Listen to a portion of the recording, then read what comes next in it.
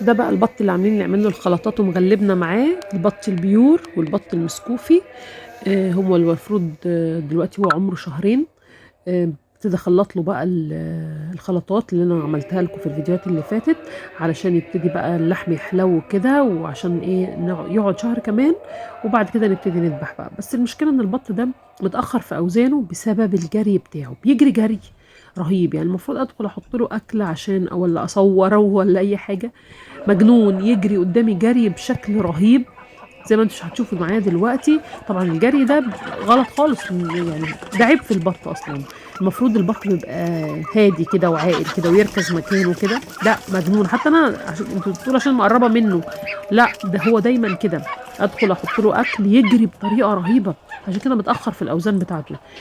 كان في قبل كده ربيت البط البغالي، كنت ادخل احط له الاكل كان يقابلني على الباب عشان ياخد مني الاكل، تقريبا فاضل شويه يقول لي هاتي الاكل انا هحطه لنفسي.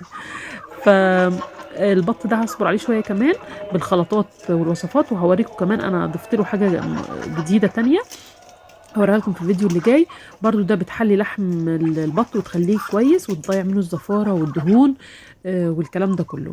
هعمل لكم بقى فيديو جديد الفيديو اللي جاي ان شاء الله. حبيت اوريكم الهبل بتاع البط بتاعي عامل ازاي، وما شاء الله بقى كويس وشال لحمه اهو. ده طبعا البط البيور. البط المسكوفي لسه عليه شويه، هنسيبه شويه. الفيديو اللي جاي هصور لكم البط البيور لوحده، وهصور البط المسكوفي لوحده، واوريكم الفرق بين الاثنين عامل ازاي. البط البيور بيجي على 3 شهور، البط المسكوفي بيحتاج 4 شهور او اكتر كمان، 4 شهور ونص كده يعني.